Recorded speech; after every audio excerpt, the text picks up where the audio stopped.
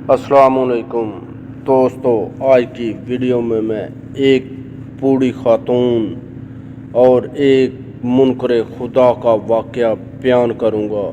सामाईन, एक बूढ़ी खातून ने radio station phone किया कि वो कई दिनों से भूखी है और कई दिनों से सिर्फ सूखी रोटी और पानी पर गुजारा कर रही है, और कहा कि अल्लाह की राह में इसे कुछ खाने के लिए दिया जाए।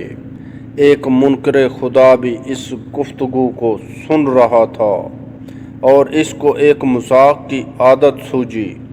इसने खाने पीने की अशिया खरीदी और इस बूढ़ी औरत का एड्रेस मालूम करने के बाद अपने नौकर से बोला कि जाकर इस बूढ़ी औरत को दे आओ, और जब वो पूछे कि किसने भेजा है तो बताना ये शैतान की तरफ से तोहफा है।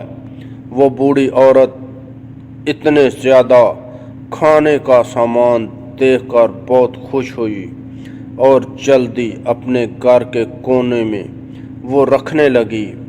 ऐसे में नौकर ने पूछा, क्या आप मालूम नहीं करना चाहेंगी कि यह सामान किसने भेजा है?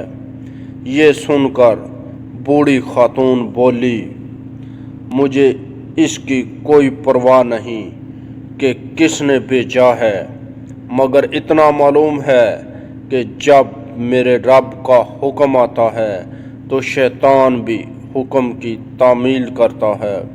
दोस्तों, उम्मीद करता हूँ आपको मेरी ये वीडियो पसंद आई होगी। वीडियो पसंद आई तो वीडियो को लाइक ज़रूर करें और अपने दोस्तों के साथ शेयर करें। ऐसी अच्छी वीडियो देखने के लिए हमारा चैनल मेहरबान वॉइस टीवी सब्सक्राइब करें और मुझे इजाज़त दीजिए अगली वीडियो तक के लिए। अल्लाह हाफिज़।